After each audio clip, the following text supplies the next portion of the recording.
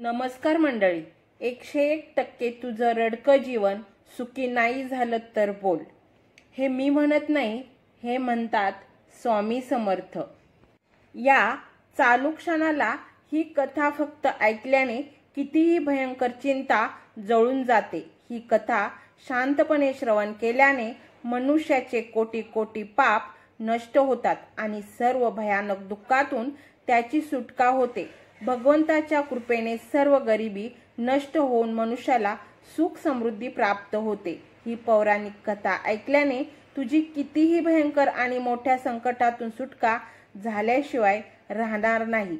या कथेला सुरुवात करण्यापूर्वी देवाचा चमत्कारी आशीर्वाद प्राप्त करण्यासाठी आत्ताचा हा व्हिडिओ लाईक करा आणि कमेंट बॉक्समध्ये अशक्य ही शक्य करतील स्वामी टाईप करा. तुमच्या सर्व इच्छा स्वामी पूर्ण करतील. भक्तांनो, जर तुम्ही ही कथा शेवटपर्यंत ऐकली तरच तुम्हाला तुमच्या जीवनात या कथेचा खरा अनुभव येईल आणि तुम्ही चिंतामुक्त व्हाल, हा माझा विश्वास आहे. त्यामुळे शेवटपर्यंत ही कथा ऐकत राहा, यातच तुमचं चांगलं आहे. चला तर मग या चिंता नष्ट करणाऱ्या कथेला सुरुवात करूया. एक व्यक्ती अनेक वर्ष आपल्या गुरूंच्या दर्शनाला जात असे, प्रवचन ऐकत असे, सेवा करत असे, ध्यान साधना करत असे. पण इतकं सर्व करूनही आपल्यात सुधारणा होत नाही अशी उणीव त्याच्या मनात कायम राहिली. गुरूंना शरण जाऊन मला कित्येक वर्ष झाले, कित्येक वर्ष मी गुरूंचे प्रवचन ऐकण्यात घालवले आहेत, पण माझ्यामध्ये तेवढा बदल झाला नाही जेवढा बदल होण्याची गुरूंची अपेक्षा. त्याने विचार केला, आता कदाचित माझे गुरु या प्रश्नांची उत्तरे देऊ शकतात. आणि मग काहीच क्षणात तो आपल्या गुरूंना भेटायला निघून गेला. गुरूंनी त्याला जवळ बसवले आणि त्याची अडचण विचारली. तो माणूस म्हणाला, आयुष्य खूप वेगाने चाललेले आहे. मला दीक्षा घेऊन 20 वर्षाहून अधिक वर्ष झाली आहेत आणि या 20 वर्षात मी माझ्या बाजूने अथक परिश्रम केले आहेत. गेल्या 20 वर्षात मी अथक प्रयत्न केले, पण इतकं सगळं करूनही मी समाधानी झालोच नाही. माझ्या जीवनाचा एक भाग निघून गेला आहे आणि पुढचा भाग निघून जात आहे. आता माझे केसही पांढरे पडू लागली आहेत. मी प्रयत्न करून थकलो आहे. गुरु, माझे आयुष्य रिकामेच राहील का? तेव्हा त्याचे गुरु त्याला म्हणाले की तुला हे त्याचे सत्य जाणून घेण्यासाठी अजून 2 वर्ष जातील. मग गुरूंनी त्याला दाण्यांनी भरलेली एक मोठी टोपली दिली आणि त्याला सांगितले, हे दाणे तू तेव्हाच मातीमध्ये टाक जेव्हा 3 दिवस लगातार पाऊस पडेल. तो व्यक्ती गुरूंनी दिलेल्या बिया घेऊन घरी परतला आणि पावसाची वाट पाहू लागला.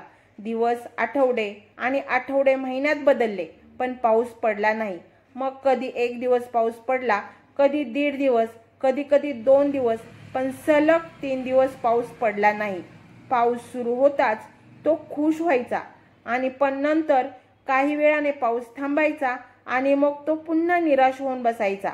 मग असेच बरेच महिने निघून जायचे. आता तो उदास राहू लागला.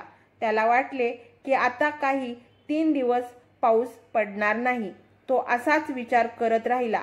मग अचानक एक दिवस भयंकर काळे ढग आले आणि सतत दिवस रात्र 3 दिवस पाऊस पडत राहिला आणि त्या व्यक्तीच्या मनात प्रसन्नतेची भावना जागली.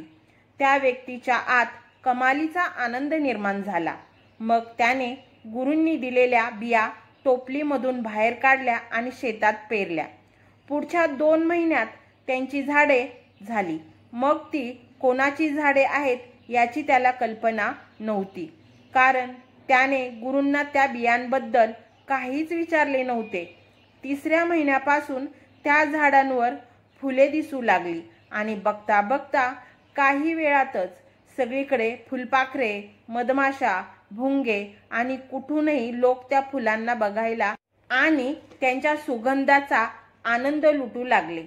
इतक्या लोकांना तो त्याच्या संपूर्ण आयुष्यात कधीच भेटला नव्हता किंवा त्याने कधीच इतक्या लोकांना एकत्र पाहिलंही नव्हतं. मला ओळखत नसताना इतके लोक लांबून येत आहेत आपण ज्यांना आयुष्यात कधीही पाहिलं नाही ती लोक येऊन भेटून जात आहेत याचे त्याला खूप आश्चर्य वाटू लागले. अनेक लोकांनी त्याची खूप स्तुती केली, त्याच्या फुलांची स्तुती केली. काहींनी त्याला बक्षीसही दिले आणि सर्वांनी त्याची फुले विकत घेतली. त्याच्या फुलांचा सुगंध दूरवर पसरू लागला. सर्व शहरे, खेडे, राज्ये आणि देशात पसरू लागली. एवढ्या सुवासाने फुलांची, एवढ्या मोठ्या परिसरात फुलांची कुणी कल्पनाही कोणी केली नसेल. अशा सुवासाची फुलेही असतील तिथं त्याचा सुगंध काही किलोमीटर अंतरावर पसरला जात होता. म्हणून एकदा प्रवासी दुरून गेला तरी तो सुगंध कुठून येतोय हे पाहण्यासाठी तो त्या व्यक्तीच्या बागेत येत होता. हे सर्व पाहून तो व्यक्ती खूप आनंदी होत होता. त्याला वाटले की मी जाऊन हे सर्व गुरूंना सांगावे. पण नंतर त्याला आठवले की गुरूंनी सांगितले होते की तू आजच्या दिवसानंतर पूर्ण वर्षभराने याच दिवशी इकडे येशील. त्याच्या आधी तू इकडे येऊ शकत नाहीस. म्हणून त्याने पुन्हा पुन्हा आपल्या उत्साहाला आवर घातला आणि स्वतःला सांगत राहिला की ती वेळ आली नाही. वेळ आल्यावर आपण आपल्या गुरूंना जाऊन सर्व काही सांगू असा विचार करून तो शांत राहत होता. पण तो खूप आनंदी होता. त्याने ती फुले विकून खूप पैसे कमवले, एक आलिशान घर बांधले आणि तिथे त्याच्या मित्रांसोबत आनंदाने राहू लागला. खूप आनंदी होता, लोकांना भेटत होता आणि आता त्याच्यासोबत तो आनंदाने राहू लागला होता. लोकांशी मैत्रीपूर्ण नाते तो निभवत होता. तो आपल्या समाजाचा मोठा नेता बनला होता. त्याला खूप मान सन्मान मिळू लागला होता. पण नंतर हळूहळू उष्णता वाढू लागली. कडक ऊन पडू लागले. फुले सुकली आणि काही काळाने संपूर्ण शेत उद्ध्वस्त झाले आणि हळूहळू लोक त्याच्याकडे येणे बंद झाले. आता कधी कधी काही लोक यायचे त्याला भेटायला. नंतर काही काळाने गुरूंना भेटण्याची वेळ आली. तो गुरूंकडे गेला आणि त्याला नमस्कार केला. तेव्हा गुरु म्हणाले, मला काही सांगण्याची गरज नाही, मला सर्व काही माहीत आहे. गुरूंनी पुन्हा बियाणे भरलेली टोपली त्याच्या हातात दिली आणि म्हणाले, जा आणि पुन्हा जोपर्यंत 3 दिवस लगातार पाऊस पडत नाही तोपर्यंत या बिया शेतात पेरू नकोस. तो व्यक्ती या बियांना घेऊन पुन्हा आपल्या घरी आला. तो मनात विचार करू लागला की मला गुरूंनी इतकं सर्व सांगायचं होतं, पण गुरूंनी आधीच सर्व सांगितलं होतं की त्यांना सर्व काही माहीत आहे, काही सांगण्याची गरज नाही आहे. तो त्याच्या भावना व्यक्त करू शकत नाही. या वस्तुस्थितीमुळे तो खूप निराश झाला होता. पण त्याला हे माहीत होते की गुरु दूरदृष्टी ठेवतात. गुरूंचा शब्द खरा आहे, ते सर्व काही बघतात. तो घरी आला आणि पुन्हा पावसाची वाट बघू लागला आणि तो आनंदी देखील होता. तो पुन्हा आता विचार करू लागला होता की गुरूंनी सांगितल्याप्रमाणे तसेच केल्यावर पुन्हा नव्याने फुले येतील. फुलांचा सुगंध दूर दूरपर्यंत पसरत जाईल.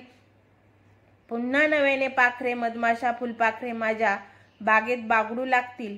माझी कीर्ती सर्वदूर पसरेल. लोक मला बक्षिसं देतील आणि माझी स्तुती करतील. माझ्या फुलांची विक्री होईल. मला पुन्हा मान सन्मान भेटेल. या सर्व गोष्टींचा विचार करून त्याचा आनंद गगनात मावत नव्हता. या गोष्टींचा विचार करून तो बियांचा गठ्ठा बघायचा आणि आनंदी व्हायचा. असे बरेच दिवस निघून चालले होते आणि तो पावसाची वाट पाहत राहिला. पण पाऊस काही पडला नाही आणि चुकून पाऊस पडला तरी 1 दिवस 2 दिवस असा पाऊस पडत राहिला. पण 3 दिवस सतत पाऊस पडला नाही. बरेच महिने उलटून गेले. आता त्याला थोडं वाईट वाटू लागलं की आता यावेळी 3 दिवस सतत पाऊस पडणार नाही. काय गुरु मला अशा प्रकारे काही समजवण्याचा प्रयत्न करत आहेत का, जे मला समजूच शकत नाही. कारण आता पाऊस अजिबात पडत नाही. आणि आता त्याने गेल्या वेळेशी त्याच्या मनात तुलना केली की मागच्या वेळी या काळात पाऊस पडला होता, पण यावेळीही अर्धा काळ उलटून गेला होता आणि पाऊस पडला नव्हता. मग एके दिवशी काळे ढग आले आणि 3 दिवस मुसळधार पाऊस पडला.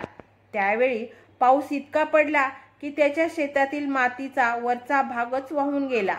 मातीचा वरचा थर वाहून गेल्याने यावेळी ही शेती तयार करायला अजून खूप वेळ लागला. या विचाराने तो अस्वस्थ झाला. मग कसा तरी पाऊस थांबला आणि त्याने मोठ्या मेहनतीने त्या शेतीची तयारी केली आणि शेतामध्ये बी पेरले. पण यावेळीही त्यांनी गुरूंना विचारले नव्हते की ही कोणती बियाणं आहेत. या लोकरीच्या फुलांची बिया असतील याची त्याने स्वतः कल्पना केली होती. हळूहळू त्या बिया उगवल्या, ते वाढले आणि फुले दिसू लागली. यावेळी लहान फुलं आकाराने आलेली होती, त्यामुळे तो आश्चर्यचकित झाला होता. यावेळी फुलांचे इतके नुकसान का झाले हे पाहून त्याला आश्चर्य वाटले, पण तरीही तो थांबला आणि त्याने वाटले की कदाचित यावेळी या झाडांना फळे येणार आहेत. पण काही दिवसांनी त्याच्या लक्षात आले की सर्व झाडांमध्ये हिरवी मिरची हळूहळू वाढू लागली आहे आणि कालांतराने त्या मिरचीची झाडे वेगाने वाढू लागली. हळूहळू त्या मिरच्या लाल होऊ लागल्या.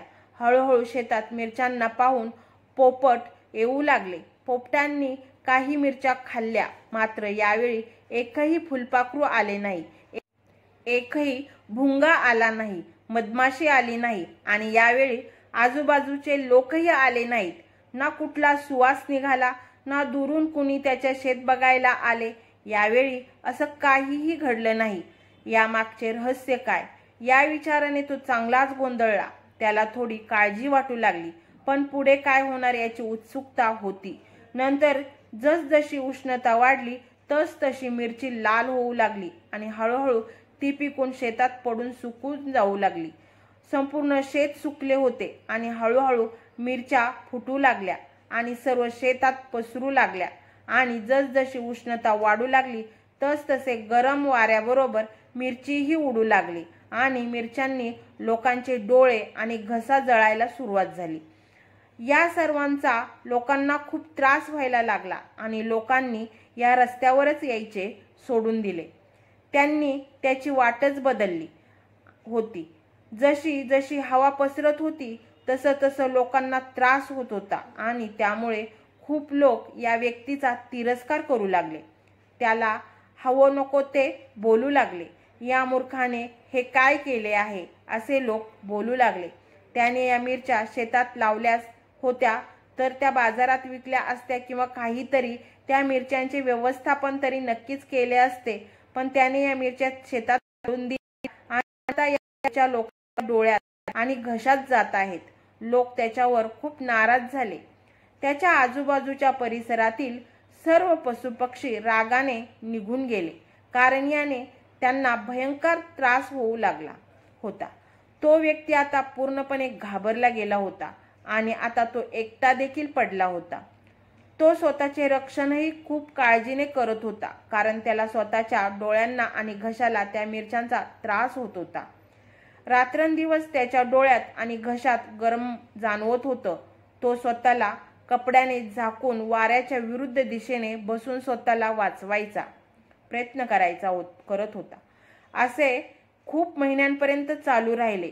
त्याच्या गुरूंना भेटण्याची त्या व्यक्तीची प्रचंड इच्छा होती, पण गुरूंनी सांगितले होते की आजच्या दिवसानंतर बरोबर 1 वर्षाने तो मला भेटायचे. त्यामुळे तो शांत राहिला होता. तो खूप काळजीत होता.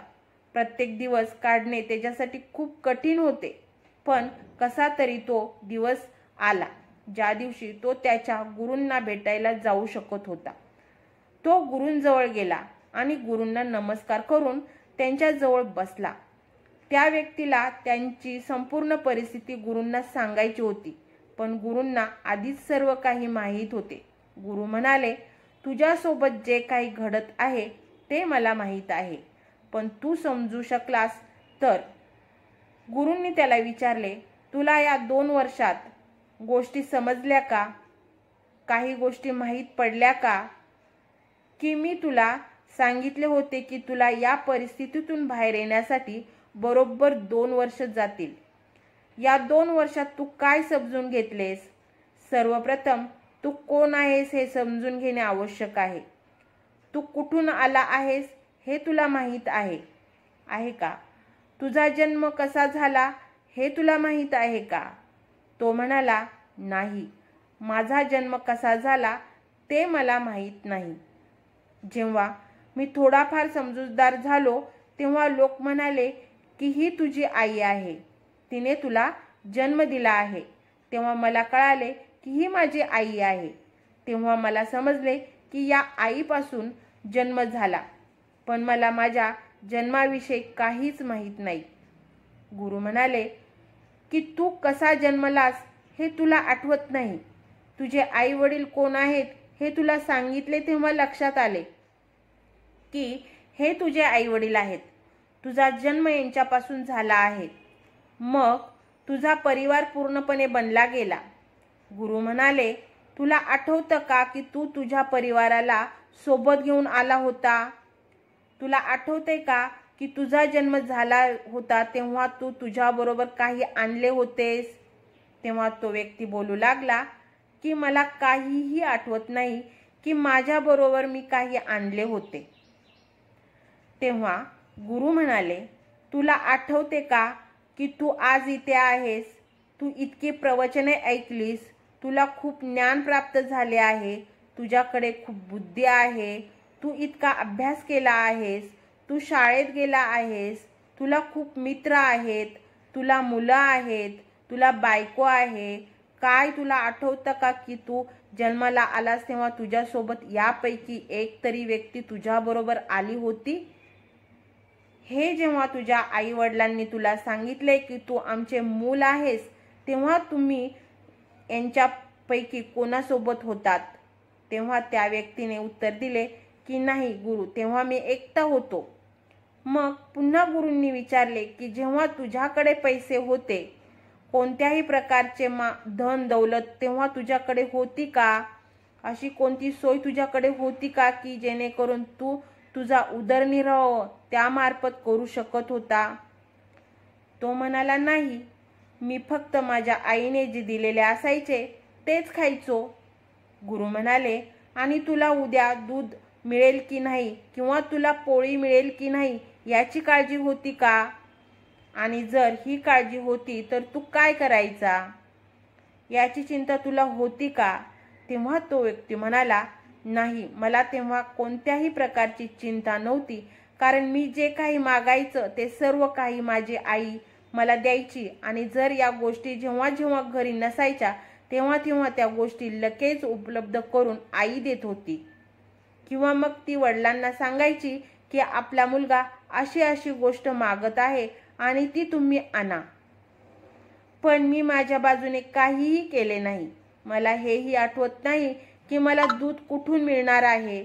तेव्हा गुरु म्हणाले की तुला हे देखील माहीत नव्हते की उद्या तुला या गोष्टी मिळणार आहेत की नाही, तरीही या सर्व गोष्टी तुला कायम मिळत राहिल्या होत्या.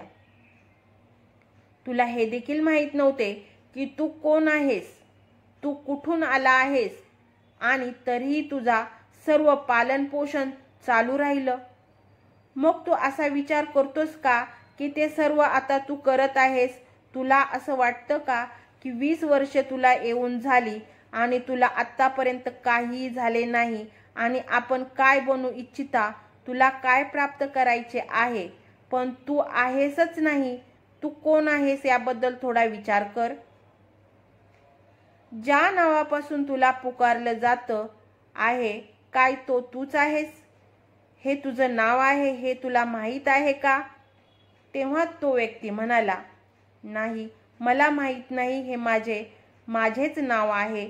पण जेव्हा माझ्या कानात हे नाव ऐकू येऊ लागले तेव्हा मला समजू लागले. मग हळूहळू मला कळले की माझी आई मला या नावाने हाक मारायची.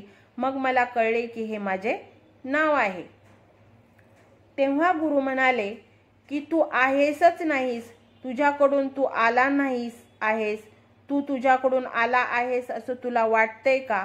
तुला असं वाटतं का की तू तुझ्या आई वडील निवडले आहेस, हेच माझे घर असेल? काय तुझा जन्म होण्यापूर्वी तू हा विचार केला होतास का? तेव्हा काही निर्णय झाले होते का? तो म्हणाला, नाही, मला आठवत नाही की मी कोणती निवड केली होती. मला आठवत नाही की मी जन्मलो आहे. मला हे देखील आठवत नाही की माझी आई आहे, हे माझे वडील आहेत. मला काहीच आठवत नाही. माझा कोणताही पर्याय किंवा निर्णय नाही. तेव्हा गुरु म्हणाले, तुझे अस्तित्वच नाही.